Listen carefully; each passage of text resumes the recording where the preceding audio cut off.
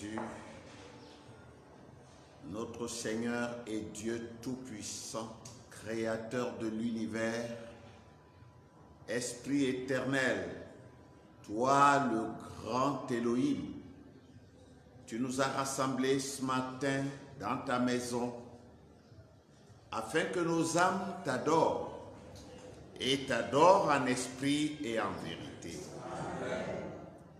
Nous venons à toi de nous tout ce qui est charnel, tout ce qui est de ce monde, afin que nous puissions entrer dans les sphères célestes de Dieu et que nos âmes puissent communier avec toi au travers de ta parole, au travers de ton Esprit Saint, et qu'au sortir de cette réunion, Seigneur, par les ondées de Dieu qui descendront du ciel, nous puissions continuer ce voyage dans la victoire.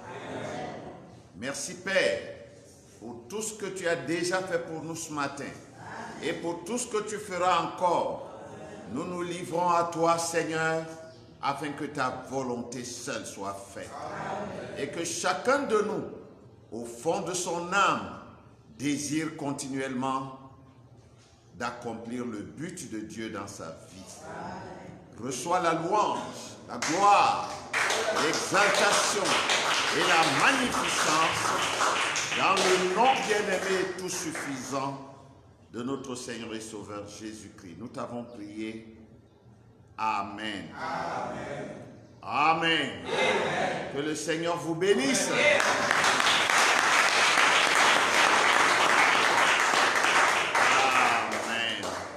Est-ce que vous êtes heureux d'être ici ce matin? Oui, c'est un privilège.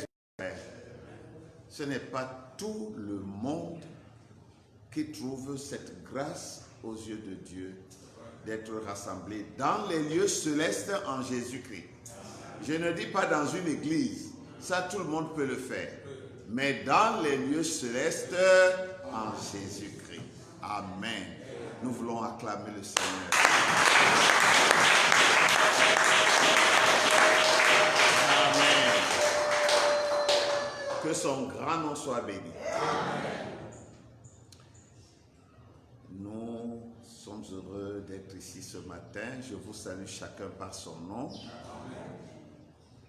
Je salue mes jeunes frères ici. Ils sont tout beaux. Frère Franck, frère Isaïe, frère Rémi. C'est comme ça qu'on vient dans la maison de Dieu. Amen. Quand on va à un festin, on est invité à un festin. On s'habille dernier cri. Yes. 4 épingles. Comme on dit. Amen. Oui, c'est comme ça. Pourquoi? Ce n'est pas pour montrer qu'on a de beaux habits, non, mais pour honorer celui qui nous a invités. Amen. Vous allez au mariage de quelqu'un en bras de chemise, vous allez au mariage de quelqu'un, comme disait le pasteur Chimi l'autre jour, comme si vous sortiez du marché. Non. Nous voulons honorer notre Père Céleste. Que le Seigneur vous bénisse. Voilà. Asseyez-vous une petite minute. Nous sommes heureux d'être ici et de passer ces quelques moments dans la présence de Dieu. Et je me réjouis de savoir que l'Esprit Saint de notre Père parle continuellement à nos cœurs et nous attire dans sa divine présence. Amen. Vous savez, je viens d'ailleurs de le dire, tout le monde peut aller à l'église. D'ailleurs, beaucoup de gens vont à l'église. Mais aller à l'église en sachant ce qu'on fait, c'est une grâce de Dieu. Pas simplement aller, parce que nous avons culte aujourd'hui, non, notre église et tout ça là, c'est rien. Mais si tu sais pourquoi tu viens ici, si tu sais ce que tu viens chercher ici, et que étant venu préoccupe ton esprit, alors des grandes bénédictions descendront. Je salue la sœur Olive, je crois que c'est elle, n'est-ce pas? Dieu te bénisse, mamie. Comment ça va? Comment va papa? Ok. Vous connaissez tous la sœur Olive, n'est-ce pas? C'est notre précieuse petite sœur qui vient de Bonindale. Et je pense que je vous en ai parlé, oui, je l'avais présentée ici à nouveau. Elle habite Bonindale, mais elle m'a dit que son cœur c'est ici. Elle préfère, elle voudrait être membre de ce tabernacle. Non plus comme la première fois pour venir de temps en temps selon son programme, mais elle veut être l'une d'entre nous. Et si elle est l'une d'entre nous, elle est l'une d'entre tous. Gloire à Jésus. Le Seigneur vous bénisse. Voilà. Ce matin, je n'ai pas pu assister au premier service. Je n'étais pas encore prêt, je travaillais. Mais je crois que vous avez été bénis. Que le Seigneur bénisse son serviteur, le pasteur Tilde, qui vous a nourri ce matin. Ou plutôt qui a nourri le premier groupe. Hein. C'est plutôt le premier groupe. Ils ont placé dans notre frère le pasteur Tilde Samuel Mambolobe. Amen. Amen. Voilà, je crois que le pasteur SLM a passé les communiqués. Il n'y en a pas de nouveau, mais nous savons qu'aujourd'hui commence l'offrande missionnaire. Et pour la construction, c'est dimanche prochain. Je l'avais déjà dit, si vous venez à l'église à 8h30 pour le premier service, rentrez à la maison, vous pouvez encore suivre le deuxième service par Facebook. Je crois que ce sera aussi bien. Parce qu'on ne va pas donner cet enseignement au premier service et au deuxième service, non. Sinon, vos prédicateurs vont très vite s'épuiser et ils vont mourir avant le temps. J'ai envoyé dernièrement une vidéo au forum de l'église. Un certain pasteur, je crois que c'est Tatou qu'on l'appelle, c'est un pentecôtiste. Et là, il dit que, voyez, ils sont tellement exigeants, mais ils n'en prennent même pas soin comme il faut. Il dit que en ce temps de coronavirus, les chrétiens ne s'occupent même pas de leur pasteur. Je ne peux pas le dire comme ça, comme lui. Mais ce que je peux dire, c'est que vous devez penser à nous, prier pour nous et nous accorder aussi un peu de repos. Pardon, dites Amen. Amen. Vous savez que j'avais déjà prêché ça ici plusieurs fois.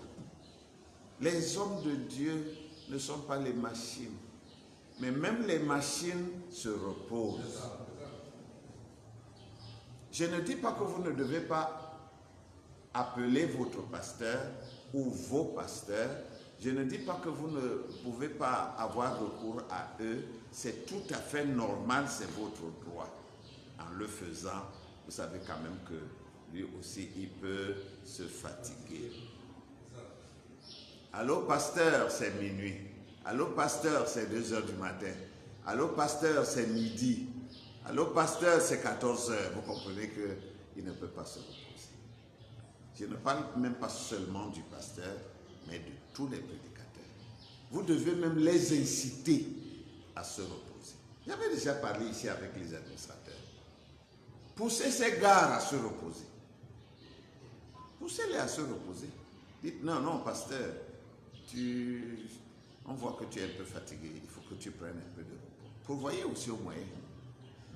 Hein, pasteur, tu t'es reposé quelque temps là, ça ne t'a pas fait du bien? Comment? Ça fait toujours du bien. Amen. Ce n'est pas un reproche, mais c'est pour dire que nous devons y penser. Amen.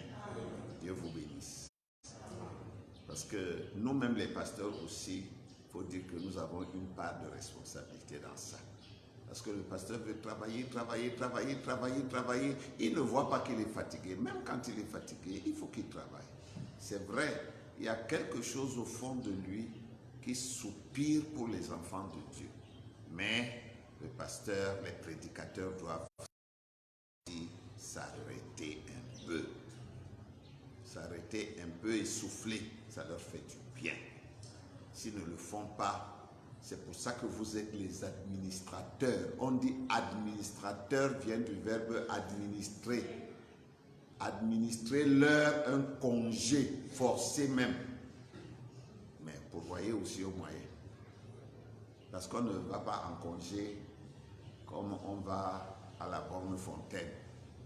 Même à la borne fontaine, on va avec le seau, non? Oui. Voyez? Voilà, que Dieu vous bénisse. Amen. Nous sommes simplement heureux d'être dans la maison de papa. Et là, nous pouvons nous sentir, n'est-ce pas, free, comme disent les Anglais. Voilà. Ok, nous voulons nous lever pour lire la parole de Dieu.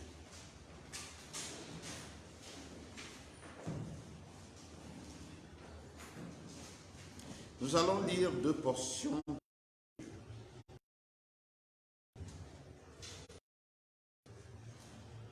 Genèse chapitre 2, du verset 9 au verset 17. Genèse 2, de 9 à 17. Nous lirons également Ézéchiel 28, Ézéchiel 28, de 11 à 19. Ézéchiel 28, de 11. Si vous y êtes, nous lirons. Nous voulons prier encore. Bénis pour nous cette parole, Seigneur, ce pain de vie qui est descendu tout droit du ciel. Qu'il nourrisse nos âmes et les affermisse, et qu'il nous ouvre les yeux de l'esprit par la lumière de Dieu, afin que nous voyions le chemin par lequel nous devons passer. Bénis celui qui parlera et bénis ceux qui écouteront, afin que tous ensemble nous soyons sous la conduite du Saint-Esprit. Qu'il en soit ainsi, Père, car nous prions au nom du Seigneur Jésus-Christ, ton Fils. Amen. Amen. Amen. Genèse chapitre 2, j'ai l'impression que quand vous me regardez, vous voyez que je suis fatigué, c'est ça? Est-ce qu'il y en a qui remarquent ça? Et pourtant, j'essaie de faire des efforts pour ne pas être fatigué. Je le dis parce que la sœur Nana m'a écrit récemment, elle me dit, papa, quand je te vois, je sens que tu es fatigué.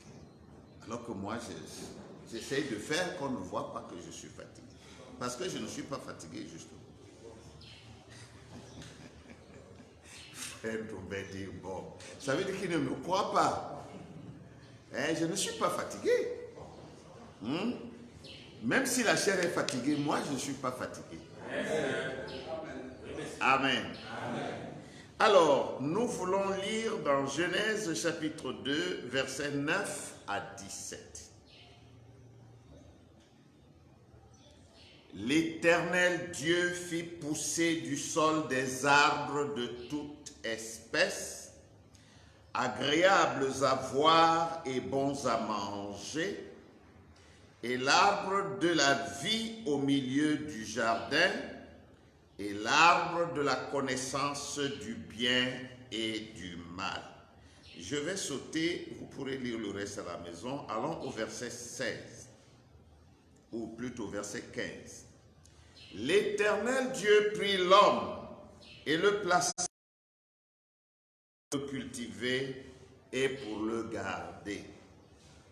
L'Éternel Dieu donna cet ordre: tu pourras manger de tous les arbres du jardin, mais tu ne mangeras pas de l'arbre de la connaissance du bien et du mal, car le jour où tu en mangeras, tu mourras.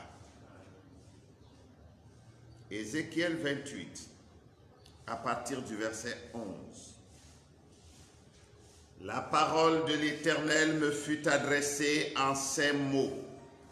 Fils de l'homme, prononce une complainte sur le roi de Tyr. Tu lui diras: ainsi parle le Seigneur l'Éternel. Tu mettais le sceau à la perfection, tu étais plein de sagesse, parfait en beauté. Tu étais en Éden, le jardin de Dieu. Tu étais couvert de toute espèce de pierres précieuses, de sardoine, de topaz, de diamants, de chrysolite, d'onyx, de jaspe, de saphir, d'escarboucle, d'émeraude. Tes tambourins et tes flûtes étaient à ton service, préparés pour le jour où tu fus créé. Tu étais un chérubin protecteur aux ailes déployées. Je t'avais placé et tu étais sur la sainte montagne de Dieu. Tu marchais au milieu des pierres étincelantes. Tu as été intègre dans tes voies depuis le jour où tu fus créé jusqu'à celui où l'iniquité a été trouvée chez toi. Par la grandeur de ton commerce, tu as été rempli de violence et tu as péché. Je te précipite de la montagne de Dieu et je te fais disparaître, chérubin protecteur, du milieu des pierres étincelantes. Ton cœur s'est élevé à cause de ta beauté. Tu as corrompu ta sagesse par ton éclat. Je te jette par terre, je te livre en spectacle au roi. Par la multitude de tes iniquités, par l'injustice de ton commerce, tu as profané tes sanctuaires. Je fais sortir du milieu de toi un feu qui te dévore. Je te réduis en cendres sur la terre aux yeux de tous ceux qui te regardent. Tous ceux qui te connaissent parmi les peuples sont dans la stupeur à cause de toi. Tu es réduit au néant, tu ne seras plus à jamais. Amen. Amen. Que le Seigneur bénisse sa parole. Veuillez vous asseoir. Nous avons un thème que nous avons commencé il y a quelques semaines en arrière. Et ce thème, nous l'avons intitulé « Les mystères du commencement ». Les choses qui sont arrivées au commencement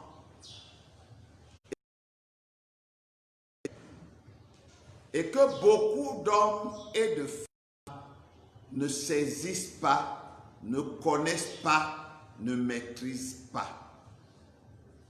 Mais à nous, Dieu a fait grâce en envoyant un prophète authentique de la parole, lequel nous a apporté la révélation pierre de fête à l'épouse bien-aimée, à la dame élue que nous sommes.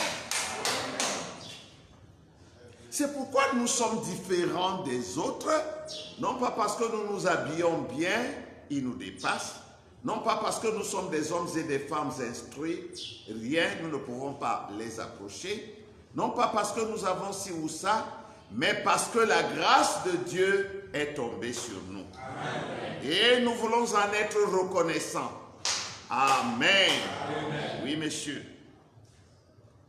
Alors, dans notre thème, les mystères du commencement, nous avons déjà parlé de la divinité. Nous avons ensuite parlé de la création. Nous introduisons aujourd'hui le 3e chapitre qui est intitulé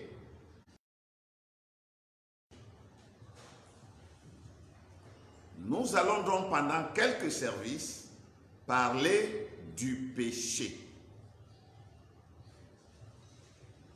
C'est l'un des mystères du commencement. Et en parlant du péché, nous parlerons d'un certain nombre de choses que vous connaissez, bien entendu, mais l'apôtre Paul et l'apôtre Pierre nous ont exhortés de vous rappeler ces choses, amen, parce qu'elles sont salutaires pour nous. Alors, nous parlerons du péché et nous voulons attirer l'attention de chacun de nous sur ces choses pour qu'elles ne soient pas seulement un amas de connaissances intellectuelles, mais que ce soit quelque chose qui crée, qui produit la vie de la parole en nous. Amen.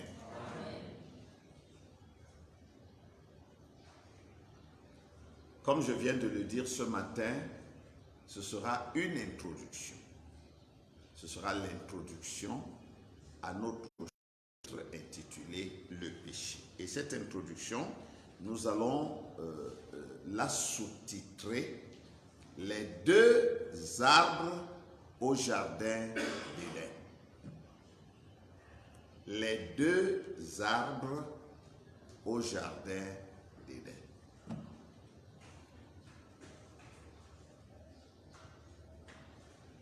Nous parlerons donc du péché pendant quelques séances, mais commençons par nous poser une question très simple qui viendrait à l'esprit.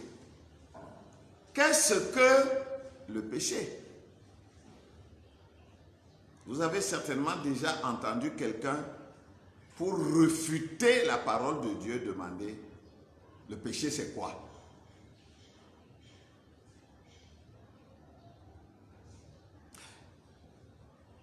Si nous voulons prendre la définition du dictionnaire français, le mien dit que le péché, c'est l'état de celui qui pêche. Vous voyez que ça ne ressemble à rien. Heureusement, un autre dictionnaire dit que le péché, c'est la violation de l'ordre de Dieu.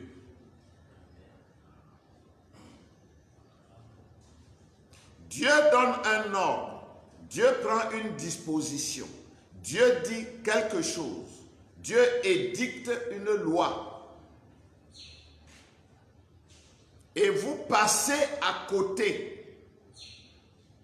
Vous savez ce que Dieu a dit, mais vous préférez faire autre chose.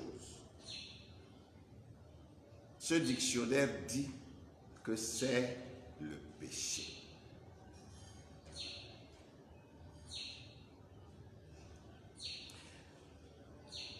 Il y a un autre dictionnaire, celui que Frère Branham a lu pour nous, qui dit que le péché, c'est rejeter volontairement la volonté de Dieu. Vous voyez que nous commençons à pénétrer dans la compréhension de cette chose. Rejeter volontairement la volonté de Dieu. Et la volonté de Dieu, c'est la parole de Dieu. Vous dites amen à ça?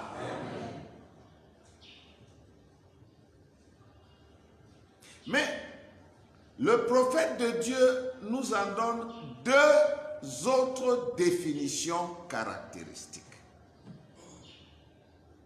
Frère Branham nous dit que le péché, c'est le fait de manquer le but. Alors, vous allez voir ici que le péché va prendre une autre dimension. Si vous devez aller à droite et vous préférez aller à gauche, c'est le péché. C'est manquer le but. Vous n'avez pas suivi le but qui était le vôtre. Vous avez préféré un autre but, c'est le péché. Dieu dit à Jonas, va à Ninive. Jonas prend le bateau pour aller à Tarsis. C'est le péché. La loi du pays dit que quand vous conduisez votre voiture, la nuit, vous devez avoir des phares, vous devez avoir les freins. Et vous conduisez une voiture sans phare. C'est le péché. Ah. Nous péchons tous les jours en ville ici sans en tenir compte. Frère Branham dit, je ne sais plus où il a dit, mais j'avais lu ça une fois, il y a longtemps, que si vous transgressez une loi du pays, vous transgressez une loi de Dieu. Parce que il a placé les gouverneurs et les chefs et les dirigeants. Et Dieu s'attend à ce que nous obéissions aux lois qu'ils éditent tant que ces lois ne sont pas contraires à la parole de Dieu. Et quand vous ne le faites pas, vous péchez. Hein? Quand vous conduisez une voiture qui n'a pas d'assurance, vous péchez.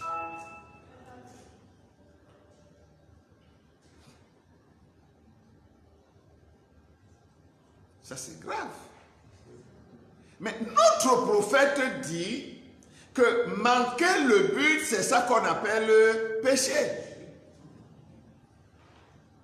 Maintenant, Frère Branham dit aussi que le péché, c'est l'incrédulité à la parole de Dieu.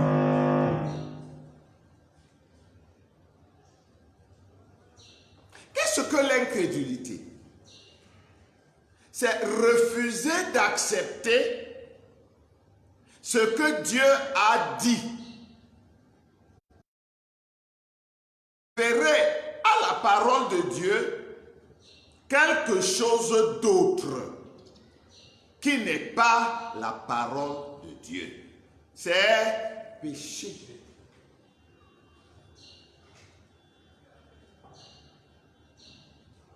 Si Dieu dit, hommes, aimez vos femmes comme Christ a aimé l'Église, et toi tu dis, comme elle n'est pas soumise, moi je ne peux pas l'aimer.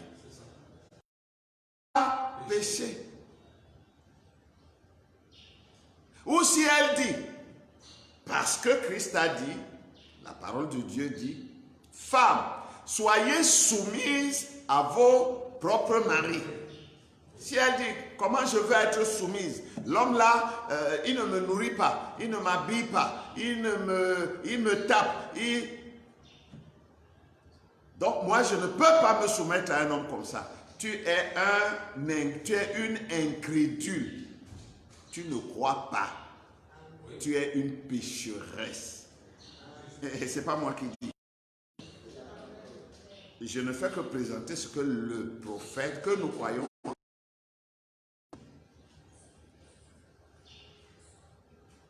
Du moment que tu as dit oui est mon mari. Oui, elle est ma femme. Tu es obligé de l'aimer. Monsieur, tu n'as même pas de prétexte. Dieu n'entend plus rien d'autre. Tu devais réfléchir à... Mais tu as déjà dit oui. Tu as déjà dit je l'aime. À la vie, à la mort. Jusqu'à ce que Christ vienne nous chercher. Dieu aussi a entendu. Il a signé au bas de votre acte de mariage spirituel. Tu n'as plus de prétexte. Tu n'as même pas d'excuse. Tu es obligé de te soumettre. Tu es obligé de l'aimer.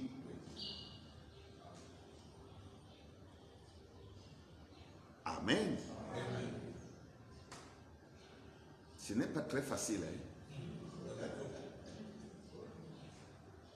Donc le péché, c'est l'incrédulité à la parole de Dieu. Et celui qui est incrédule, c'est celui qui rejette la parole de Dieu, qui est la volonté de Dieu, pour faire autre chose de son propre gré. Oui. Je ne confonds pas le péché et l'erreur. Quelqu'un peut commettre une erreur. Oui. Cela ne le justifie pas, mais c'est une erreur. Ça veut dire que il l'a fait involontairement. Mais si tu l'as fait, ça juste par rapport à la parole de Dieu.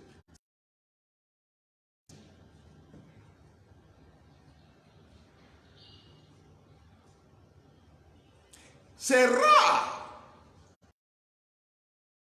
que quelqu'un pêche sans le savoir. Je ne sais même pas si c'est possible. Moi, je sais que chez moi, ce n'est pas possible. Si je veux te dire mouf, je sais que je vais te dire mouf. Et même si le mouf là sort, sans que je m'en rende compte, je sais quand même que mouf est mauvais. C'est un péché.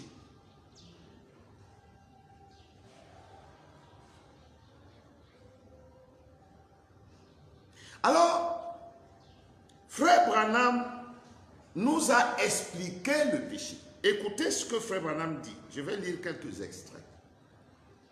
Dans le péché impardonnable, prêché le 24 octobre 54, au paragraphe 122 et suivant, il dit: j'avais un passage que je voulais vous montrer. Le premier passage ici dans Scofield.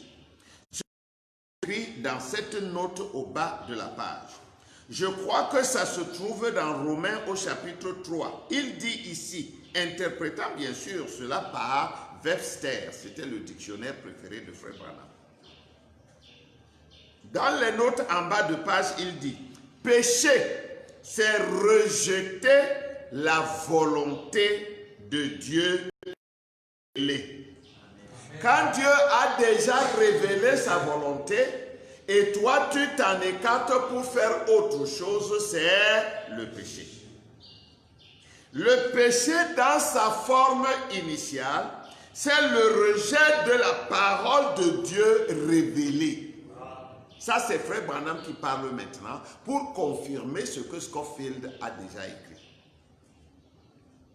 Ce que Dieu, plutôt la volonté de Dieu. Donc c'est rejeter la volonté révélée de Dieu. Lorsque Dieu a révélé quelque chose comme étant sa volonté, refuser cela, c'est blasphémer et rejeter Dieu. Quelqu'un a suivi ça? Je voudrais que nous soyons vraiment attentifs. Et pendant que nous écoutons, que chacun s'examine lui. Pendant que je parle, je m'examine moi-même.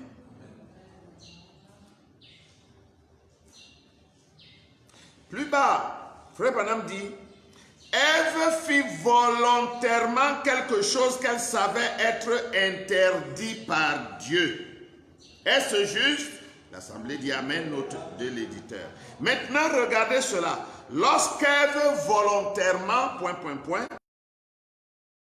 jamais commis, est-ce juste? Ève, volontairement, connaissant la volonté de Dieu, a refusé de l'accomplir. Est-ce vrai? L'Église dit Amen. C'est cela le premier péché. Quel a été le premier péché de toute l'histoire de l'humanité? La désobéissance envers la parole de Dieu. C'est moi qui dis. Alors, qu'est-ce que le péché? Dans Saint Jean au chapitre 3, verset 18, Jésus-Christ lui-même a dit ce qui suit. C'est que celui qui ne croit pas est déjà condamné. Est-ce vrai? Donc, en fait, le péché, c'est l'incrédulité. Amen. Et l'incrédulité, c'est refuser d'accepter ce que Dieu a déjà révélé comme étant sa volonté. Frère Branham continue. Par sa séduction, Satan avait dit cela, mais que ce n'était pas ce qu'il voulait dire. Voyez comment il a blanchi la parole. Ça veut dire qu'il n'a pas rendu la parole selon le contexte de la parole.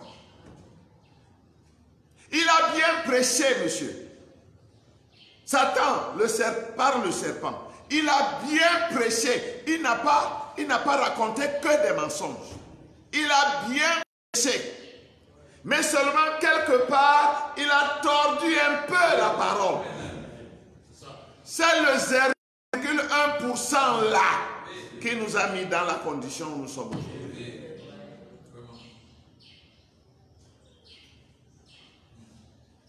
Frère Branham dit,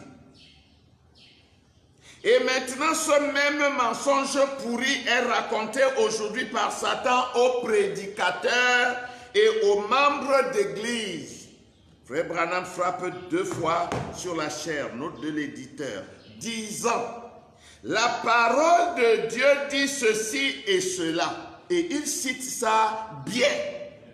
Hein? Il cite la parole bien, jusqu'à ce qu'il introduise un petit poison. Il dit ceci et cela, mais ce n'est pas ce qu'elle veut dire.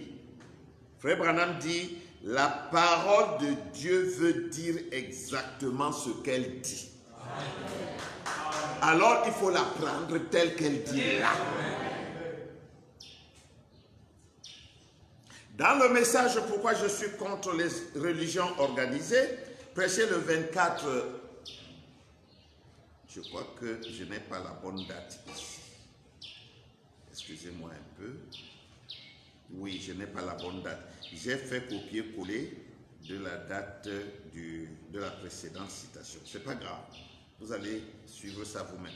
Pourquoi je suis contre les religions, la religion organisée? Au paragraphe 62 et suivant, Frère Branham dit ceci. Maintenant, nous voyons que Jésus était une manifestation de Dieu. Que quelqu'un dise Amen. Amen. Jésus était une manifestation. Jésus n'était pas Dieu lui-même. Il était une manifestation de Dieu. Eh bien, personne ne peut faire ces choses si Dieu n'est avec lui. Et si Jésus faisait ces choses, ça veut dire que Dieu était avec lui. Parce qu'en tant qu'homme, il ne pouvait pas le faire. Il savait qu'il y avait quelque chose de différent dans cet homme-là. Il était la lumière de ce jour-là. Il était le témoin de Dieu. Jésus était le témoin de Dieu. Pour témoigner pour Dieu.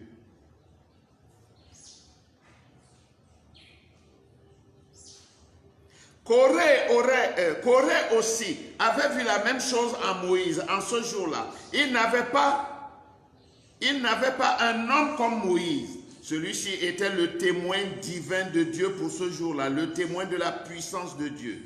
Corée et son groupe avaient vu cela en Moïse. Ils avaient compris que cela ne pouvait pas être Moïse. Moïse ne pouvait pas ouvrir la mer Rouge. Moïse ne pouvait pas envoyer les fléaux sur la terre. C'était Dieu en Moïse, parce que Dieu s'était identifié dans un témoin ou dans la lumière du jour. Et il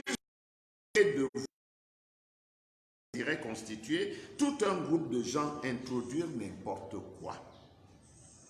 Corée et son groupe ont vu ça en Moïse. Ils n'ont pas voulu accepter que c'était Dieu qui le faisait en Moïse, que Dieu s'était identifié dans un témoin ou dans la lumière du jour.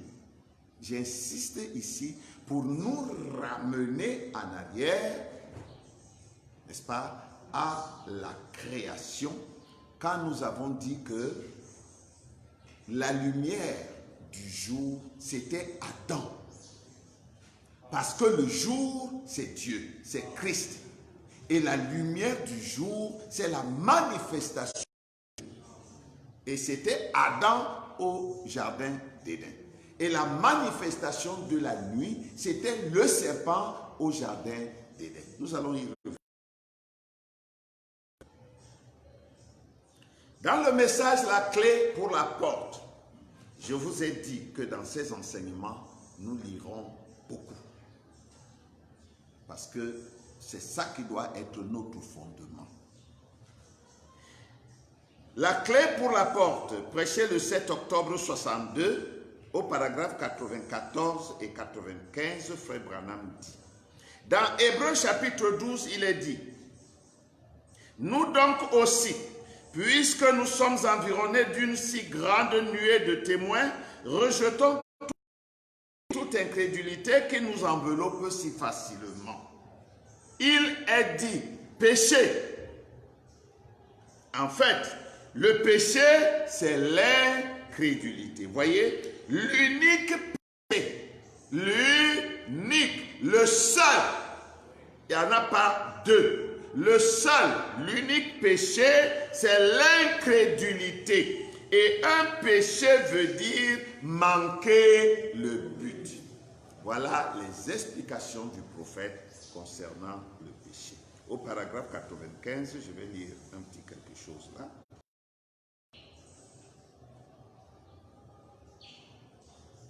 Frère Branham dit, il n'y a qu'une seule chose qui peut vous garder bien parfaitement en ligne, ce sont les Écritures, la Bible, la parole. Amen. Tant que vous êtes dans la parole, ne tremblez pas. Restez tranquille. Tant que vous savez que ce que vous dites, ce que vous faites, la parole le soutient, laissez faire. Dieu est capable de défendre lui-même sa parole.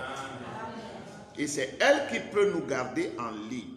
Car les cieux et la terre passeront, mais la parole de Dieu ne passera point. Amen. Donc le péché, c'est le rejet de la parole. C'est le refus d'accepter la volonté de Dieu. C'est l'incrédulité à la parole de Dieu. C'est le fait de manquer le but. Maintenant, chaque chose qui existe a une origine. Quelle que soit la chose, si elle existe, elle a une origine. Et quelle est l'origine? D'où vient-il? Frère Branham va répondre à notre question. Je vais lire dans le message ce jour-là sur le calvaire, prêché le 27 novembre 1960, paragraphe 29. J'espère que vous prenez des notes. Et le péché n'a pas commencé sur la terre. D'accord, frère Branham, mais il a commencé où alors? Le péché a commencé au ciel. Amen. Voilà l'origine du péché. Lucifer, le diable, fut une créature condamnée pour sa désobéissance. Vous voyez, la désobéissance, c'est le péché. Dans le chant que nous chantons souvent, la la la la la la la, on dit quelque part que l'obéissance c'est la foi. Alors le contraire de l'obéissance c'est la désobéissance. Et le contraire de la foi c'est l'incrédulité. Si l'obéissance c'est la foi, l'incrédulité c'est la désobéissance. Nous sommes d'accord? Et le péché n'a pas la terre, le péché a commencé au ciel. Lucifer, le diable, fut une créature condamnée pour sa désobéissance avant même qu'il ne touche la terre. Il était déjà condamné, voyez. Le péché a commencé au ciel, où Dieu avait mis les anges et tous les autres sur la même base qu'il avait mis les êtres humains. Bon, la phrase est un peu boiteuse. Sur la même base sur laquelle il avait mis les êtres humains. La connaissance, l'arbre de la connaissance, l'arbre de la vie et l'arbre de la connaissance, entre lesquels l'homme devrait choisir. Et quand Lucifer eut le privilège de faire son choix, il chercha quelque chose qui fût mieux que ce que Dieu avait. Ce fut le début des ennuis. Voilà l'origine du péché. Lucifer a été placé devant un choix. Comme toi et moi, nous sommes placés devant un choix. D'après ce que tu vas choisir, c'est comme ça que tu vas être rétribué. Alors lui, il a voulu choisir d'avoir quelque chose de plus grand, de plus glorieux que ce que Dieu avait. Il voulait être au-dessus de Dieu. Et cela lui a valu d'être chassé de la montagne de l'Éternel et être précipité sur la terre, condamné pour toujours. Dans le message « La plus grande bataille jamais livrée », prêché le 11 mars 62, Frère Branham dit, paragraphe 102 et suivant, « Un homme ne peut même pas venir à... Il ne peut pas pécher... Alléluia. Ça y est, ça me vient fraîchement. C'est-à-dire que ça vient de tomber fraîchement dans son esprit. Un homme ne peut pas pécher tant qu'il n'a pas d'abord mis de côté la parole de Dieu. Il ne peut même pas pécher, c'est-à-dire être incrédule, tant qu'il ne s'est pas d'abord débarrassé de la parole de Dieu, de la présence de Dieu. Il ne peut pas pécher.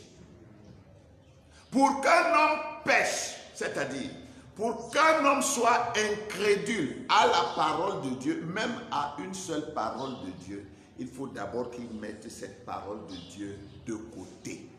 Frère Branham dit dans un autre message, vous ne pouvez pas, il dit, ce n'est pas facile d'aller en enfer.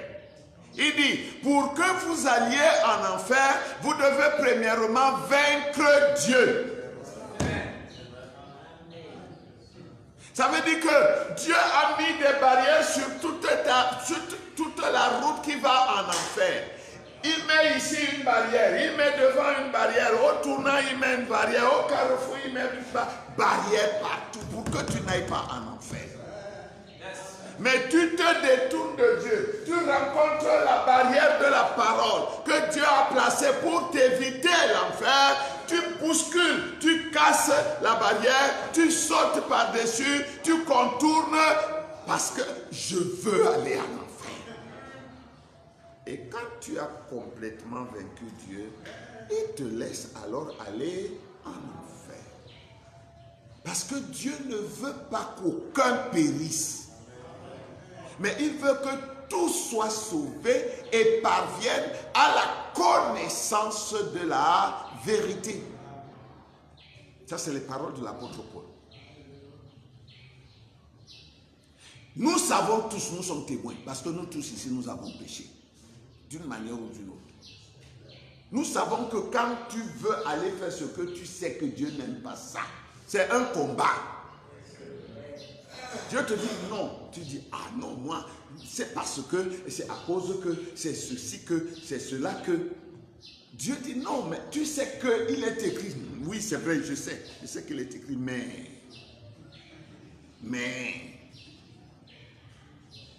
vous savez, comme les brebis broutent de l'herbe, les boucs aussi broutent la même herbe. Tous, c'est mais.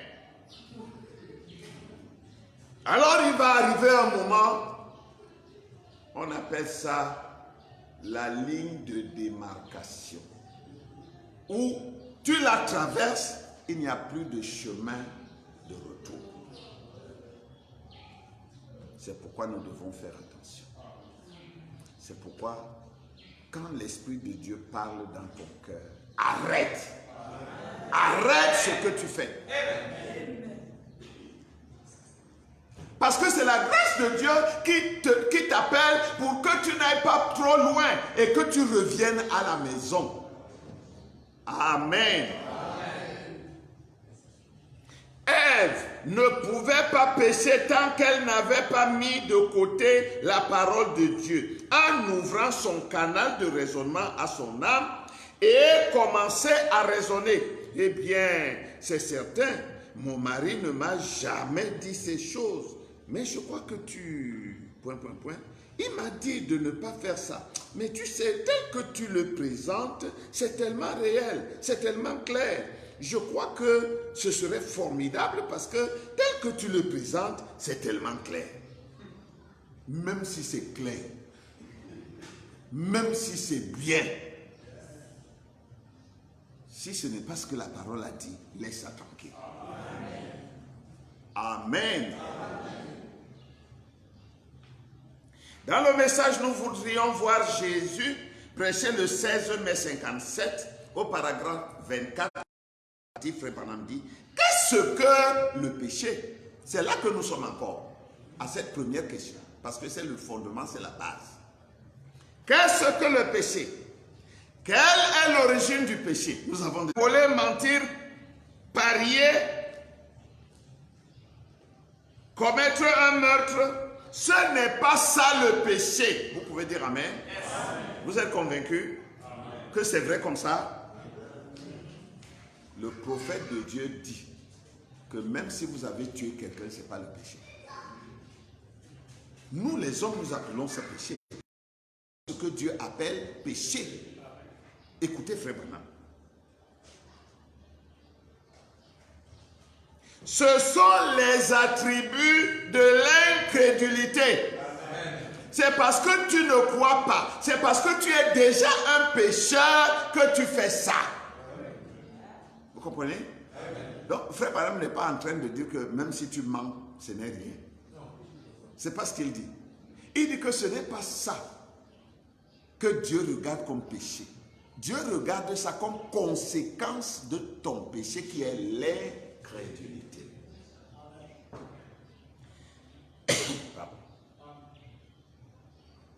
Il dit, car celui qui ne croit pas est déjà condamné. Il n'existe que deux facultés, l'incrédulité et la foi. Si ce n'est pas la foi, justifie-toi comme tu veux, arrange ton message, prédication comme tu veux, ou dis tout ce que tu veux, ce n'est pas ça. C'est l'incrédulité. Et c'est parce que les gens ne croient pas qu'ils font ces choses. Celui qui ment, il sait que le mensonge est mauvais, mais il ne croit pas que le mensonge peut l'amener en enfer. Donc il ne croit pas qu'il ne faut pas mentir. Il croit qu'il peut mentir, mais il va demander pardon. Non, c'est un péché. Dieu va te pardonner. Dieu va te pardonner et te pardonner et te pardonner et te pardonner jusqu'à ce que Dieu soit fatigué de te pardonner. Est-ce que Dieu se fatigue? Oui, il y a une limite à laquelle Dieu va te laisser faire ta propre volonté. Ce n'est pas qu'il est fatigué en tant que tel, mais c'est qu'il arrête de te bloquer ton passage. Okay, puisque c'est ta volonté, et malgré tout ce que j'ai déjà fait pour toi, va alors.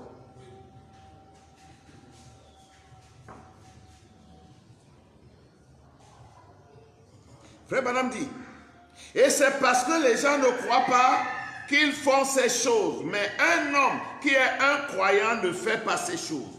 Parce qu'il est une nouvelle créature en Christ. Très bien, nous n'aurons pas le temps d'aborder davantage d'écriture. Un homme qui ne croit pas, c'est lui qui fait ces choses. Un homme qui croit ne fait pas ces choses. Ça veut dire que si tu fais ces choses, ça veut dire que tu ne crois pas ça. Tu ne crois pas ce que Dieu a dit. Et si tu ne crois pas, ça veut dire que tu ne crois pas. La seule chose que tu as à faire pour revenir dans le cadre de ceux qui croient, c'est de changer de voie, de direction, de revenir en arrière. C'est ce qu'on appelle se repentir. Ce jour-là au Calvaire, prêché le 25 septembre 1960, paragraphe 31 et 32, Frère Branham dit « Combien je suis en désaccord avec les universalistes qui prétendent que Satan sera sauvé. Il a péché et il est à l'origine du péché. » Amen. Amen. Et son âme a péché et il était un esprit. Cet esprit sera totalement anéanti pour qu'il n'en reste rien. Il y a des gens qui croient comme ça que Satan sera sauvé. Non, Satan ne sera pas sauvé. Satan ne sera pas sauvé. Il n'a pas d'excuse. La Bible a déjà dit qu'il était intègre, il était parfait dans ses voies. Mais c'est volontairement qu'il s'est corrompu. Et en tant qu'esprit, il n'y a pas de pardon.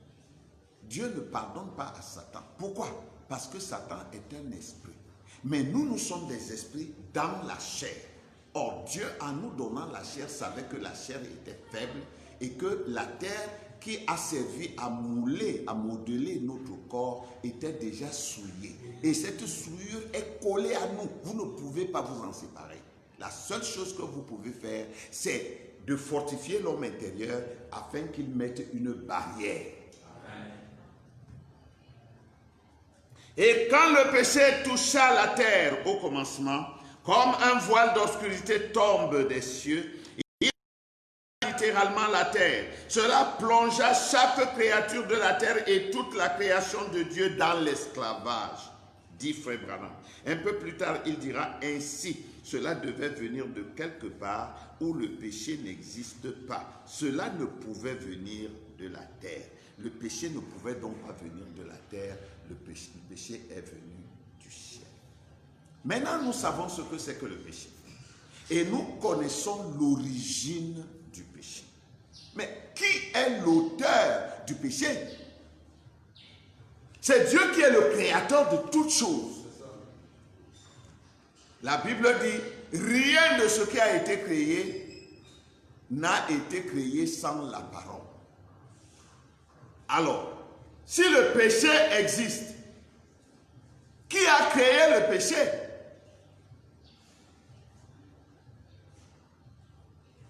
Est-ce que c'est Dieu?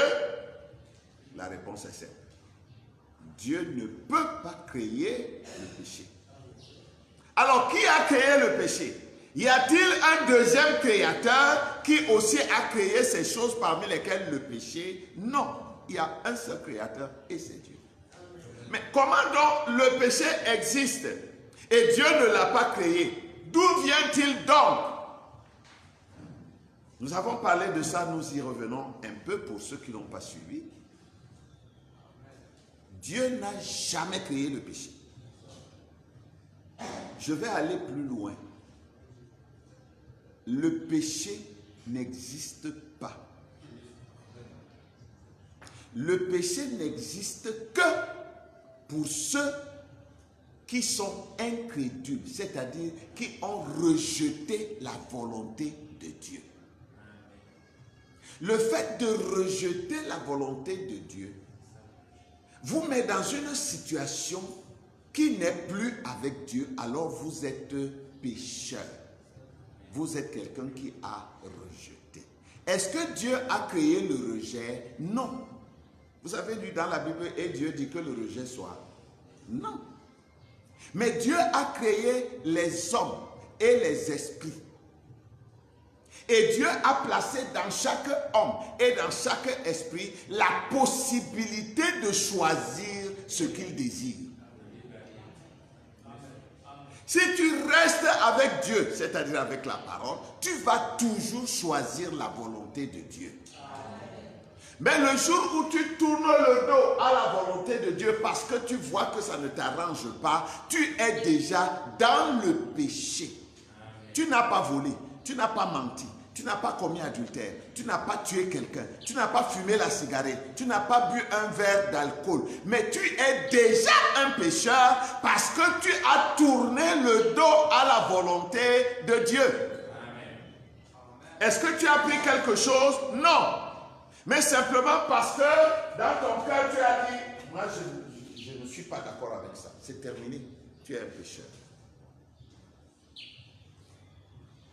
Alors, le péché existe parce que l'homme a la liberté de choisir. Ce que nous appelons le libre arbitre. Si tu choisis bien, il n'y a pas de péché. Si tu choisis mal, c'est le péché. Je dis que tu n'as même pas encore menti. Tu n'as même pas encore sorti un seul mot de ta bouche. Tu es déjà un pécheur. Parce que Dieu a créé la justice. Dieu a créé la parole qui est la justice et la volonté de Dieu. Tous ceux qui marchent avec cette parole sont dans la lumière, dans la justice de Dieu. Tous ceux qui ne marchent pas avec cette parole sont dans un état où il n'y a pas la lumière. Et c'est ça qu'on a appelé les ténèbres. Donc, les ténèbres ne sont pas une création. La mort n'est pas une création. C'est une conséquence de la désobéissance. Le péché n'est pas une création. C'est un état où on se met en fonction de son mauvais choix.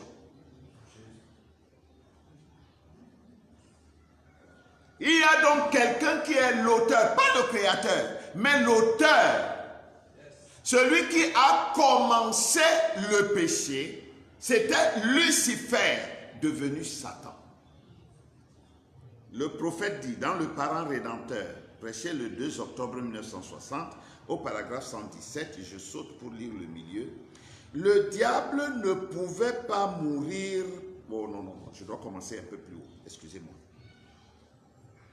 Dans la parabole, cet autre qui avait décidé sur vous était le diable, car vous aviez péché. Et vous lui avez premièrement appartenu. Là, il est en train de commenter, n'est-ce pas, la scène de Ruth. Il y avait un parent rédempteur plus proche que Boaz. Et il l'assimile à Satan. Vous êtes sa propriété, car vous êtes nés dans le péché. Vous avez été conçus dans l'iniquité. Vous êtes venus au monde en proférant des mensonges. Et il ne pouvait pas racheter cela. Satan ne pouvait pas racheter cela. Vous voyez, il ne pouvait pas racheter cela. Alors Christ est venu et s'est fait homme pour ôter nos péchés, pour nous racheter. Le voyez-vous? C'est-à-dire pour nous faire changer d'avis au sujet de la volonté de Dieu.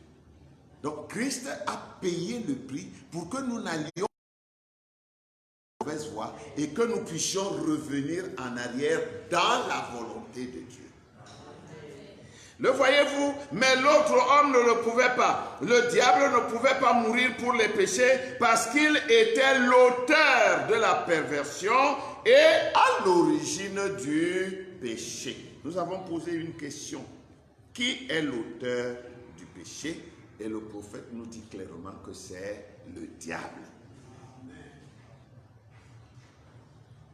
Nous savons ce que c'est que le péché. C'est l'incrédulité. C'est manquer le but. C'est rejeter la volonté de Dieu. C'est refuser de faire ce que la parole de Dieu révélée a dit.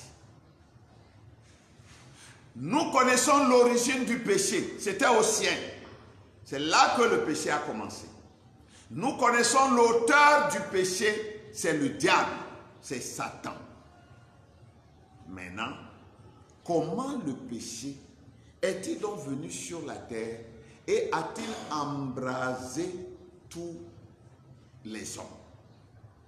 Nous savons très bien ce qui s'est passé au ciel, ça nous permet d'aller un peu plus vite. Nous savons ce qui s'est passé au ciel. Lucifer s'est révolté contre Dieu parce qu'il voulait s'élever plus haut que Dieu et prendre la domination sur le trône de Dieu, c'est-à-dire l'épouse de Christ. Alors, Michael, c'est-à-dire Christ, dans l'onction des grandes batailles, a rassemblé tous ceux qui étaient restés fidèles, c'est-à-dire nous, alors que nous étions encore des esprits, des anges au ciel. Et nous avons combattu Lucifer et les siens, tous ceux qui rejettent la parole de Dieu et qui continuent de polluer la terre par toutes sortes de pratiques mauvaises. Voyez, ils font tout pour que l'humanité soit contre la parole de Dieu. L'homme ne doit plus être l'homme, il doit être la femme. La femme ne doit plus rester femme, elle doit devenir l'homme. L'enfant ne doit plus être, il doit dominer sur les parents. Et toutes ces choses qu'ils inventent, comme si cela ne suffisait pas, comme si les guerres ne suffisaient pas, ils multiplient maintenant les virus pour massacrer des milliers, des millions de personnes. Ce sont les méchants. Il y a les pécheurs, mais il y a les méchants.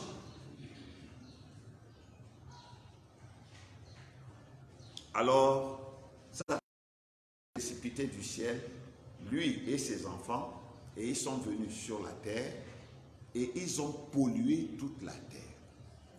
De manière que la terre tout entière était devenue une corruption, un tohu-bohu, un chaos. Frère Branham dit, dans le message questions et réponses du 3 janvier 1954, paragraphe 116 et suivant, il dit, bien, vous connaissez le ... dans l'Apocalypse au chapitre 11, ou plutôt 7, non, excusez-moi, le chapitre 12 de l'Apocalypse, la femme debout dans le soleil. Le dragon rouge mit sa queue autour des 2/3 des étoiles du ciel et les précipita sur la terre. Nous découvrons que Satan, au commencement, avait établi un royaume dans les pays du septentrion, c'est-à-dire du nord. Amen. Une pensée m'a traversé la tête. C'est pourquoi le péché a sa demeure au nord, dans les pays du nord. Parce que c'est là-bas que Satan est allé établir son royaume de péché. Frère Branham dit, nous découvrons que Satan, au commencement, avait établi un royaume dans les pays du septentrion avec l'intention d'en faire un plus beau que celui de Michael. Et un jour, il a déclaré la guerre dans le ciel et il a entraîné les 2/3 des êtres. Voilà ce qu'il a fait.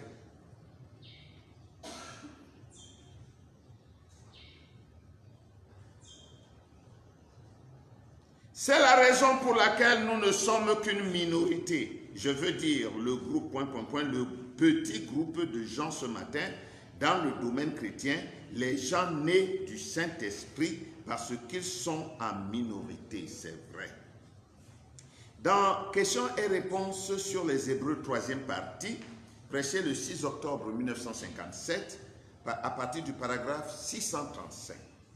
Frère Branham dit, maintenant les âmes qui étaient en prison, qui ne s'étaient pas repentis, n'étaient pas des êtres angéliques qui avaient été précipités sur terre sous la forme des anges, mais c'étaient les esprits de ces êtres angéliques qui étaient tombés autrefois, avant la fondation du monde, lorsqu'il y avait eu guerre au ciel. Satan et le dragon se firent la guerre, ou plutôt Michael et le dragon se firent la guerre, et Lucifer fut chassé avec tous ses enfants, tous les anges qu'il avait séduits.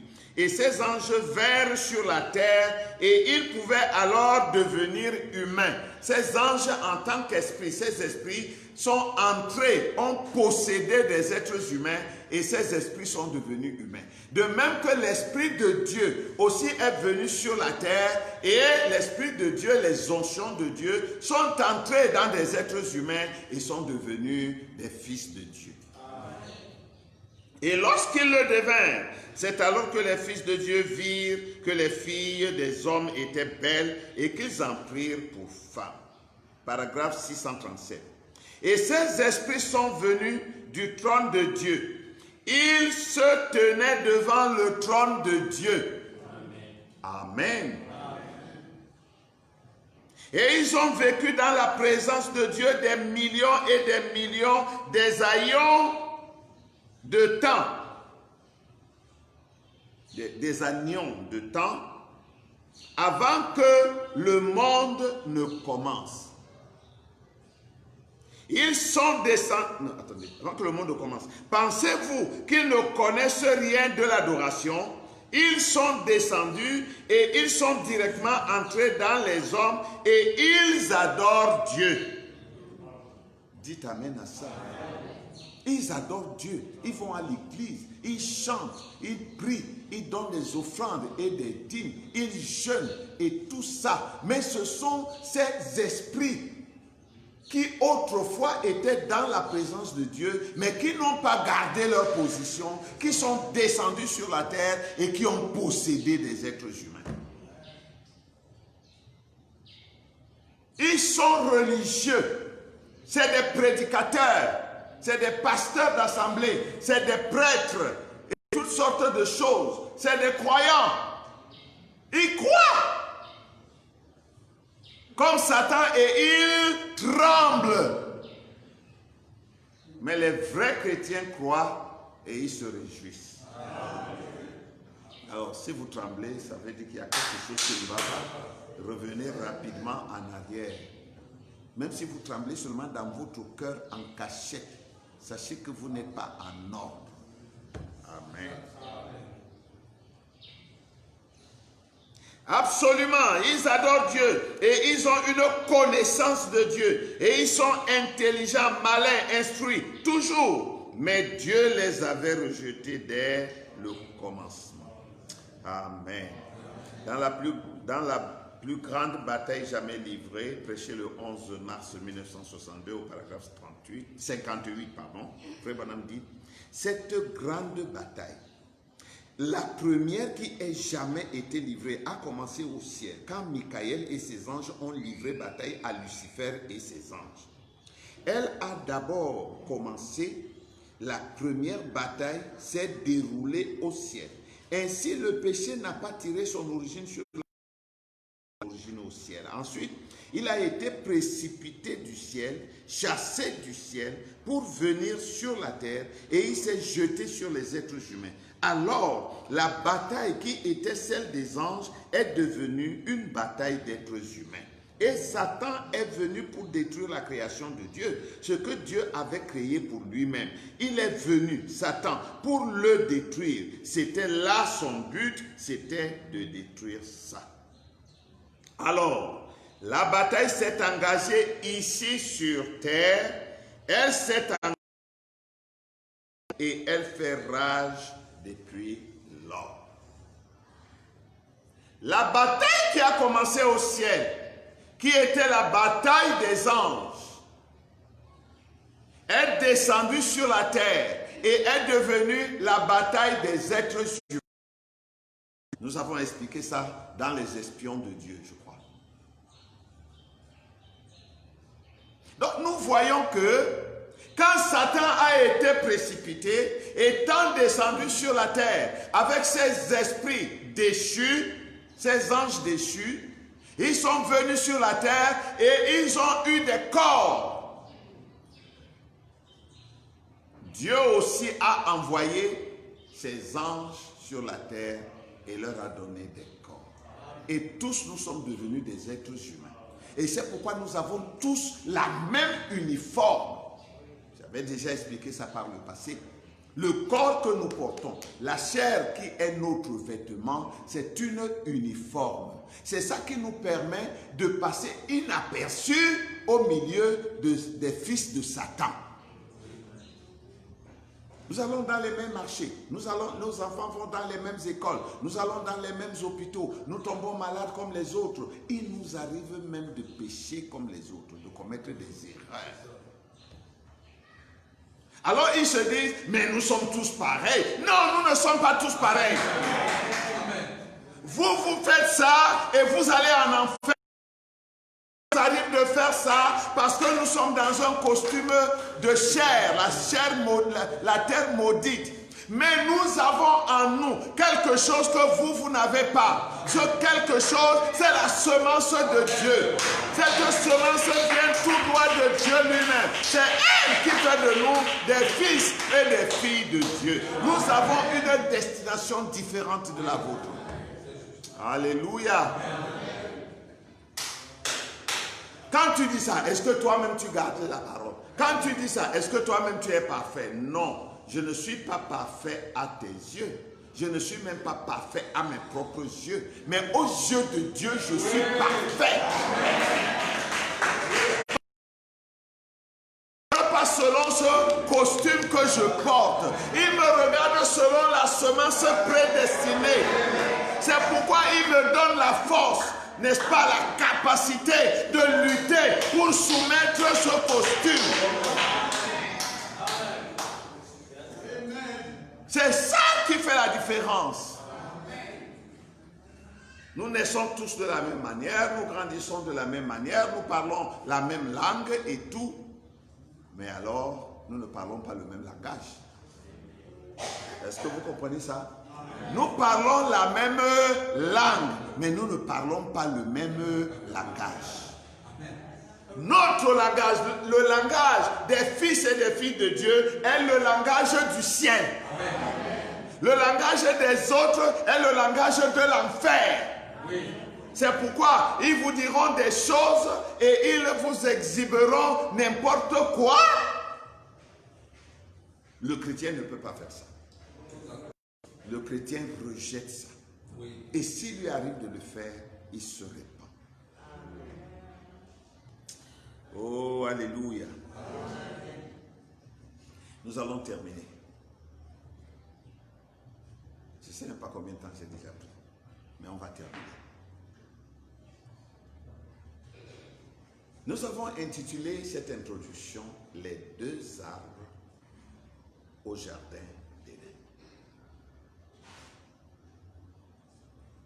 C'est que lorsque Dieu a créé le jardin d'Éden, il y a placé toutes sortes de plantes et d'arbres fruitiers. C'était pour le bien de ses enfants. Mais il y avait, Dieu n'a pas planté ça, mais il y avait aussi au milieu du jardin deux autres arbres. L'arbre de vie et l'arbre de la connaissance du bien et du mal. Nous introduisons ça, mais nous y reviendrons plus tard. L'arbre de la connaissance du bien et du mal. Ces deux arbres, vous les verrez dans toute la Bible. Depuis le livre de la Genèse jusqu'au livre de l'Apocalypse. Frère Branham dit qu'il marche de front, comme ça, parallèlement. Ils sont comme des jumeaux. Je dis comme. Et lorsque nous étudierons la loi des jumeaux, qui est la loi des contrastes, nous reviendrons sur ce dossier-ci. Donc il y avait deux arbres au milieu du jardin. Frère Branham nous dit dans la piscine de Bethesda, prêché le 11 août 1950, paragraphe 10, quatrième partie, Et chers amis, ne savez-vous pas que cette sagesse mondaine est ce qui détruit le monde? Dans le jardin d'Éden, il y avait deux arbres. L'un, c'était l'arbre de la vie. Si un homme mangeait de cet arbre, il vivrait pour toujours. Et l'autre, c'était l'arbre de la connaissance, lequel était l'arbre de la mort, l'arbre de la maladie. Voilà les deux arbres au jardin d'Éden. William Branham dit, dans le message « Je vous restaurerai », dit l'Éternel, prêché le 29 août 1954, paragraphe 56. Voyez-vous ces deux arbres? Ils ont poussé depuis Éden. Ils sont ici, dites amen à ça. Ces arbres qui ont commencé depuis l'Éden, avant même que l'homme ne vienne sur la terre, ils étaient déjà là-bas au jardin. Frère Branham dit, ils sont ici. Ils sont ici. Ils ont évolué tout droit. Ces deux esprits, ils ont évolué tout droit, tout aussi fondamentalistes. Frère Branham dit que ces deux arbres étaient deux esprits. La Bible dit qu'il y avait des arbres. Ne rêvez pas. Vous savez, la lumière, ce n'était pas un tronc d'arbre qui s'élevait plus haut que les autres arbres du jardin. Non. Ce n'était pas un arbre qui avait des grosses racines comme ça au milieu du jardin. Non. C'était deux esprits.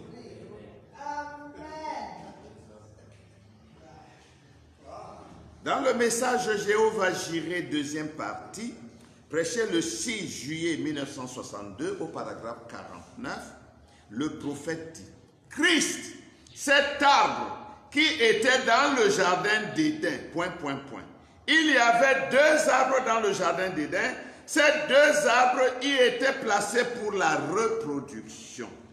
Et alors qu'Ève était l'arbre de la mort, si on la touchait, Christ était l'arbre de la vie. Maintenant, la mort vient par la femme, la vie vient par l'homme. Vous avez entendu ça? Vous pouvez dire amen à ça aussi? Amen. Frère Branham dit que l'un des arbres, l'arbre de vie, c'était Christ. Suivons attentivement. Il y avait deux arbres. À prime abord, chacun voit un gros arbre. Nous connaissons les arbres. On voit un gros arbre qui sort de terre, qui s'élève dans les airs avec des branches, des feuilles. Non, Frère Branham dit que ce n'était pas ça. Il dit que c'était deux esprits. Mais ces deux esprits, l'un d'eux était Christ. Parce que Christ est un esprit. Christ n'est pas une chair. Christ est un esprit. Mais comme ces deux arbres étaient comme des jumeaux, si l'un d'entre eux était l'esprit Christ, l'autre doit être l'esprit antichrist. Parce que les deux sont des ennemis. L'un est le contraire de l'autre. Christ était l'arbre de vie, alors l'antichrist était l'arbre de la mort. Ici, Frère Branham dit que l'arbre de la mort, c'était la femme. Pourquoi? Parce que cet arbre de la mort s'unir à la femme. Lorsqu'une femme s'unit à un homme, tous deux deviennent une seule chair. Amen. Comme l'arbre de la mort, l'esprit antichrist va passer par la femme pour détruire le programme de Dieu, la femme maintenant est présentée comme l'arbre de la mort. La première a mangé le fruit de la connaissance diabolique de Satan. Et à cause de ce fruit, elle est devenue une partie de Satan, une partie du serpent. Le son confus, prêché le 14 juillet 1962, paragraphe 56. Le prophète dit, remarquez donc, Jésus, ... Il y avait deux arbres dans le jardin d'Éden. L'un était la vie et l'autre la mort. L'un était la femme, l'autre l'homme. Et la vie qui vient par la femme meurt. Toute vie qui vient par la femme meurt. La preuve, c'est que tous les jours, nous sommes en train de pleurer. Parce que c'est une vie qui vient par la femme. Par l'homme, vie. Jésus a dit, je suis le pain de vie qui est descendu du ciel d'auprès de Dieu. Les anges, les séraphins gardaient l'arbre de la vie qui était le pain de vie descendu du ciel d'auprès de Dieu. Et remarquez, on ne pouvait pas manger cela, on ne pouvait pas manger de l'arbre de vie sans expiation. Et l'expiation devait être accomplie et alors on pouvait manger du pain de vie. Il y avait là cet arbre parfait qui produisait le fruit parfait. L'arbre de vie, il y a quelquefois on se demande, au lieu de manger l'arbre de vie, pourquoi Adam et Ève sont allés plutôt manger l'arbre de la connaissance qui produit la mort? Tout simplement parce que Dieu le voulait comme ça. Dieu voulait qu'ils mangeassent de l'arbre de la mort, qu'ils meurent et que Dieu manifeste son attribut de sauveur et les ressusciter, du parent rédempteur pour les ramener. Et ils ne pouvaient pas manger de l'arbre de vie parce que l'arbre de vie, on ne le mange que quand il devient chair. On ne peut pas manger de l'arbre de vie en tant qu'esprit. Vous comprenez ce que je veux dire? L'arbre de vie devait premièrement devenir une chair humaine. Alors on pouvait le manger. C'est pourquoi, dites tout ce que vous voulez. Vous ne pouvez pas avoir la vie éternelle sans le canal d'un être humain. Ça, c'est la volonté parfaite, le programme parfait de Dieu. C'est pourquoi Dieu lui-même, premièrement, est devenu un être humain au travers de la chair de Jésus-Christ. Et c'est pourquoi dans chaque âge, Dieu envoie son esprit dans un être humain pour ramener les autres êtres humains. C'est pourquoi Dieu a établi dans l'Église, premièrement, les apôtres, c'est-à-dire les missionnaires. Deuxièmement, les prophètes, c'est-à-dire les visionnaires. Troisièmement, les docteurs, c'est-à-dire les enseignants. Quatrièmement, les évangélistes. Et enfin, les pasteurs, qui sont les bergers. Et c'est par ces gens-là que Dieu donne la vie à ses autres enfants. Parce que l'arbre de vie, l'esprit de vie, la parole de vie ne peut être mangée que quand elle devient un être humain. Si Dieu ne s'était pas fait homme, personne ne serait.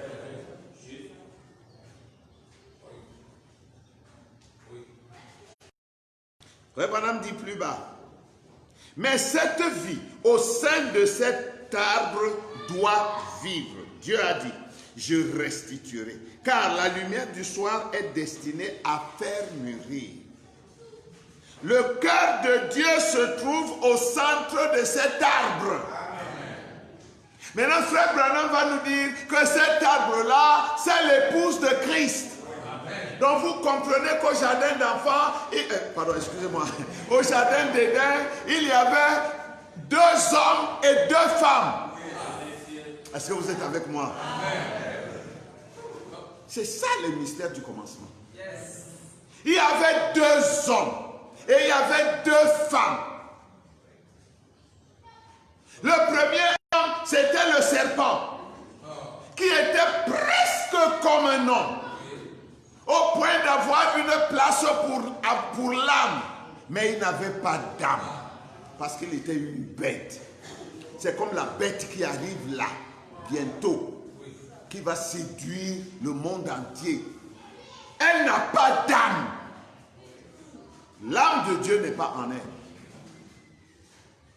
Et elle fera des atrocités. Elle a même déjà commencé. Vous pensez que tous ces gens, on dit les hommes de science ont fait ceci, ils ont fait cela, ils sont montés, ils sont descendus. Ils sont de connivence avec la bête et les gouvernements du monde. Parce que tous les gouvernements du monde sont sous l'emprise de la bête. C'est eux tous qui tissent ces choses-là. Alors, Frère Branham dit que le cœur de Dieu était au centre de cette âme. Il y avait donc un homme qui s'appelait Satan manifesté dans. Et il y avait dans cet arbre-là une femme. Parce que c'était des arbres bisexués. Cet homme-là, c'était un homme religieux. Il connaissait la parole. Il l'a interprétée à Ève. C'est dire qu'il connaissait la vérité, mais il l'a rejetée. Mais il avait aussi sa femme avec lui. La fausse église, la fausse vigne. Elle était là-bas. Tout a commencé dans la Genèse. Mais il y avait aussi l'autre arbre qui était un homme, qui était Christ. Mais Christ aussi, là, avait sa femme, l'épouse. Oui. Amen.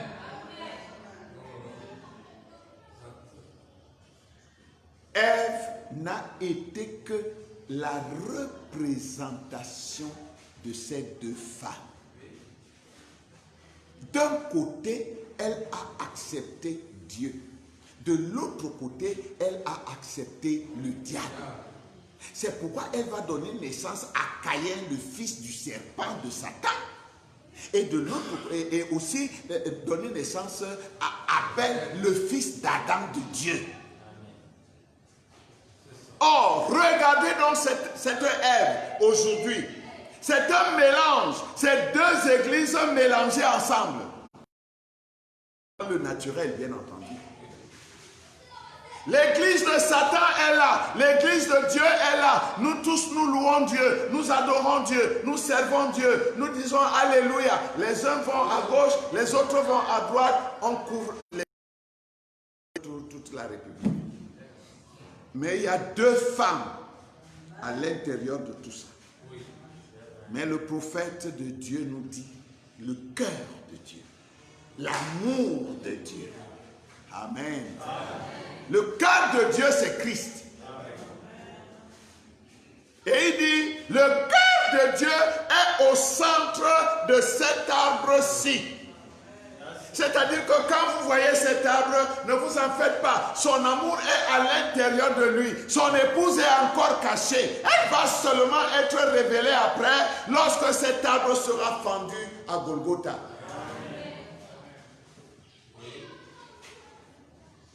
Vous étiez au jardin d'Éden.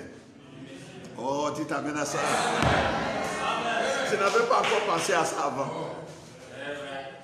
J'étais au jardin d'Éden.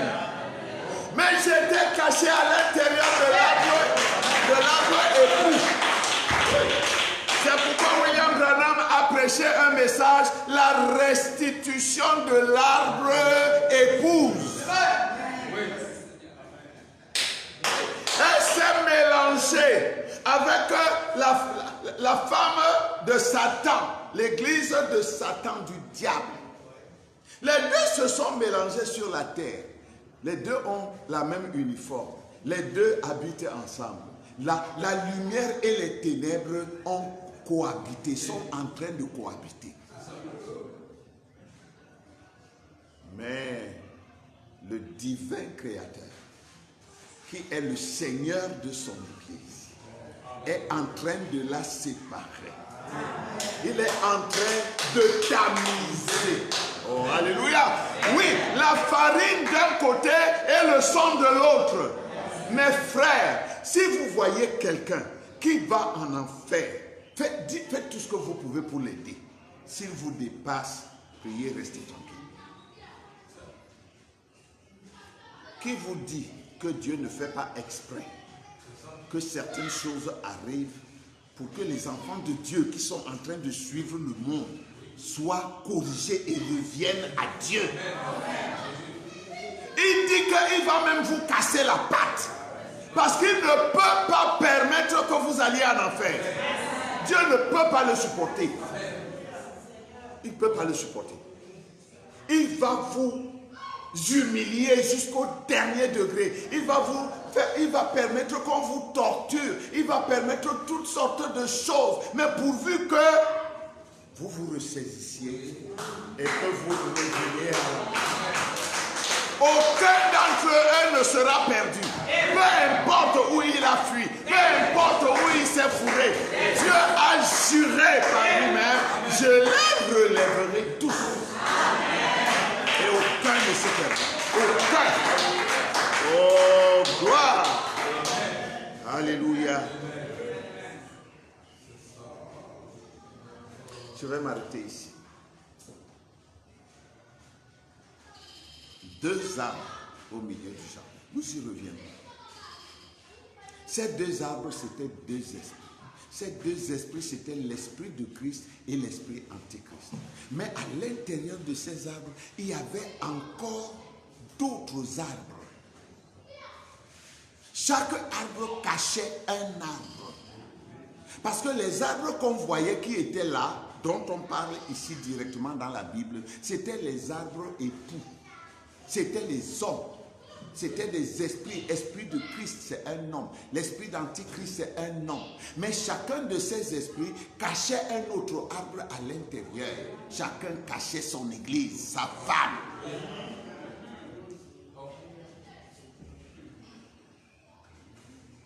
L'heure est arrivée où chacun doit faire son choix.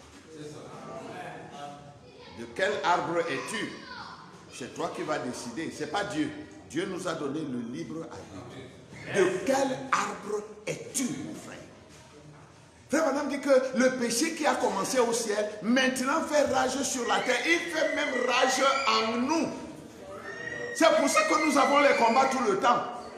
Parce que quelquefois, il faut que tu ailles à gauche. Tu vois que non, Dieu a dit qu'il faut aller à droite. Non, il y a une telle pression. Non, il faut seulement aller à gauche. Une telle pression que parfois, tu risques d'éclater.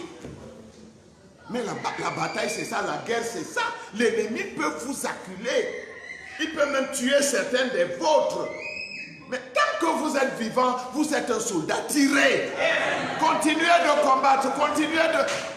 Même si une balle vous prend, tant que vous respirez, continuez le combat. Ne vous arrêtez pas et ne rentrez pas en arrière. Parce que rétrograder, c'est choisir la mort. Mais pendant que tu combats, que tu luttes, qui sait, les renforts viendront peut-être et tu seras sauvé. Que le Seigneur vous bénisse.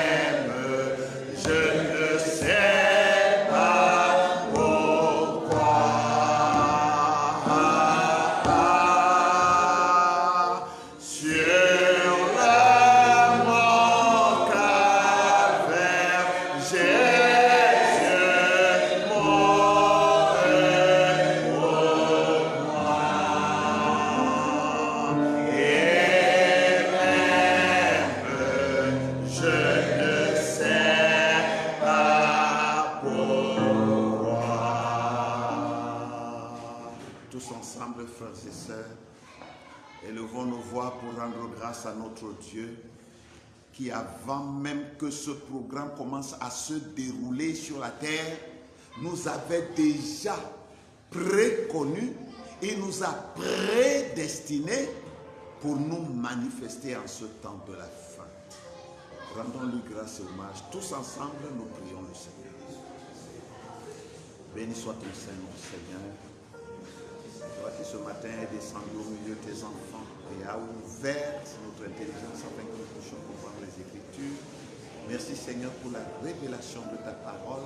Merci aussi pour la puissance du Saint-Esprit qui nous mobilisera, Seigneur, afin que nous décidions de marcher sur la voie. Entends notre cri, exauce notre prière.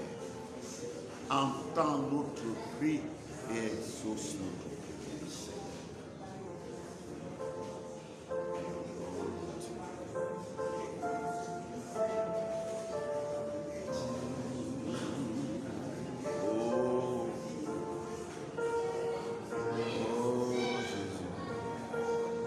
Quel amour! De quel amour tu nous as aimés, Seigneur. Nous ne pouvons même pas l'expliquer.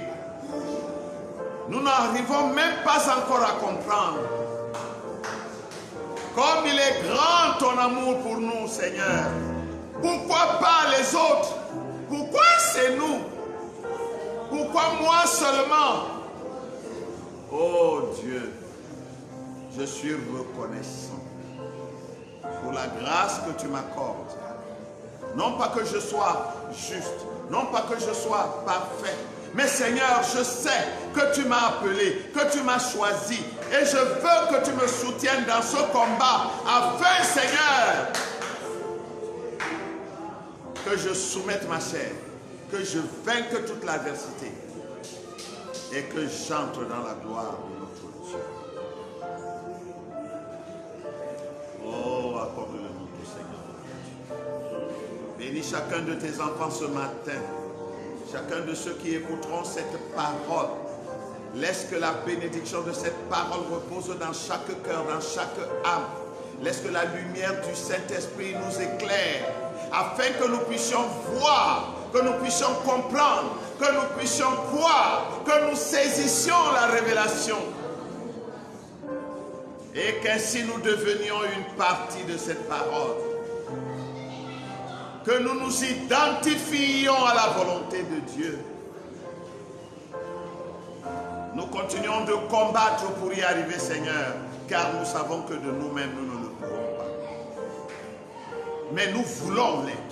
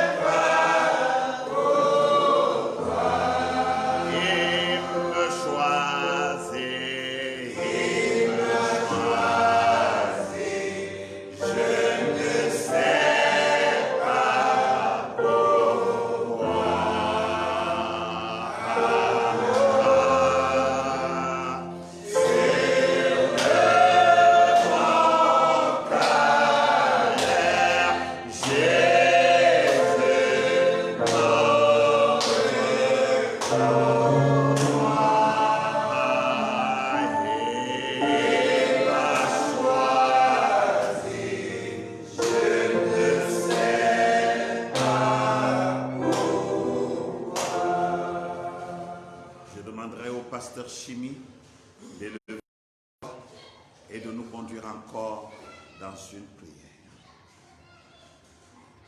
C'est une grâce pour nous, Seigneur, de comprendre que ce n'est pas aujourd'hui ou ce n'est pas ce jour quand depuis la terre que nous avons commencé à exister.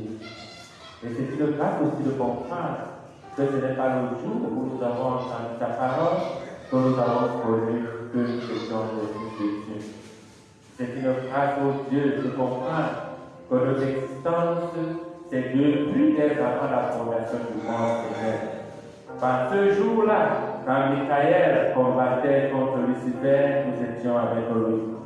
Ce jour-là, ô Dieu, quand sur la terre, les deux arbres étaient dans le jardin des Seigneur, nous étions dans l'arbre épouse. Et aujourd'hui, nous avons été manifestés, Seigneur. Ce n'est donc pas surprenant que nous croyons ta parole. Ce n'est donc pas surprenant que nous recevons ton Saint-Esprit. Et nous le recevons simplement parce que nous l'avons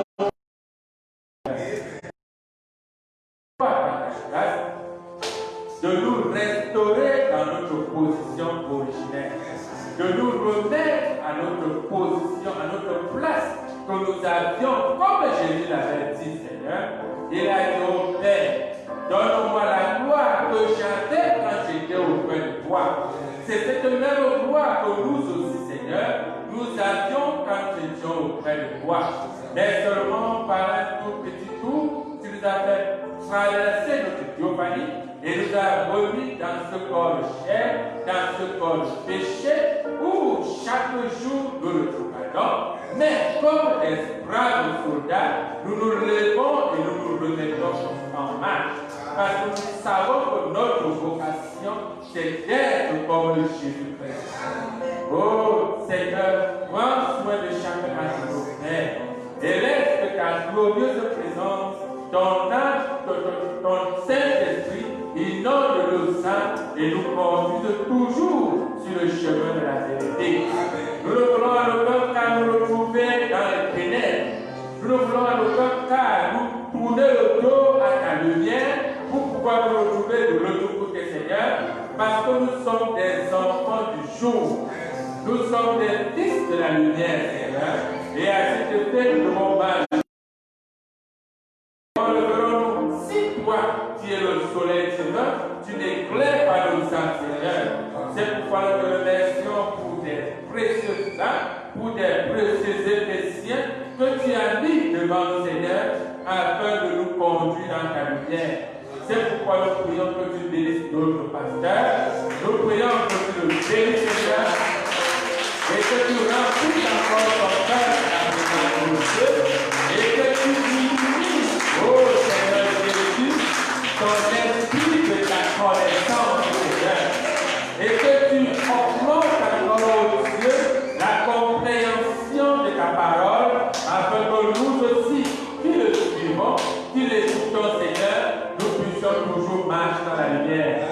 Bénis, oh Dieu, aussi ses collaborateurs vers le droit, qui sont aussi illuminés par cette parole et qui avons aussi pour rôle de pouvoir soutenir sa mission. Bénis chaque frère, bénis chaque soeur, bénis cette assemblée. La présence par des prières soutienne la vision, Seigneur, afin que tous ensemble, d'une même pensée, d'un même cœur, nous puissions t'adorer en esprit et en vie. Seigneur, dans ta présence, unis nos corps dans ta parole, Seigneur, unis nos pensées dans ta parole, Dieu, afin que toi, Christ, tu sois un en nous, Seigneur. Merci pour ta grâce, Seigneur. Merci pour tes enfants. Nous allons donc chacun d'entre nous retourner chez soi. Nous nous recommandons dans tes mains bénies, ô Dieu, et te prions par tes grâces. S'il y a unis-nous encore, réunis-nous encore dans ces quatre murs. Illumine encore nos âmes par ta parole, Papa. Merci pour toutes choses. Au nom de Seigneur Jésus, nous t'avons prié. Amen.